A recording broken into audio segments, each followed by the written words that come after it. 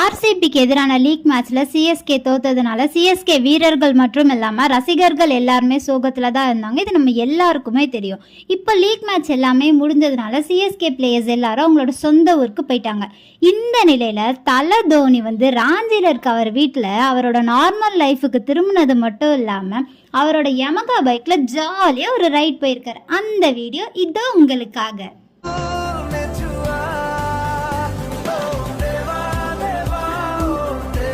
இது மட்டும்தான் நான் சொல்ல வந்தேன்னு பார்த்தீங்களா? கண்டிப்பாக இல்லைங்க. வேற என்னன்னு பார்க்குறீங்களா? அடுத்த வருஷம் ஐபிஎலுக்கு முன்னாடியே முழு ஏலமும் நடக்க போகுதான். இதனால் தோனியை தக்க வச்சுக்க சிஎஸ்கே நிர்வாகம் தோனிக்கிட்ட ஒரு ஆலோசனை பண்ணியிருக்காங்க. அதுக்கு நம்ம தலை தோனி என்ன சொல்லியிருக்காரு தெரியுமா? தனக்கு முடிவெடுக்க ஒரு 2 மாதம் டைம் வேணும்னு கேட்டிருக்காரு. கேட்கவே நல்லா இருக்குல்ல? அவர் எப்படின்னா ஓகே சொல்லிடணும் கடவுளே.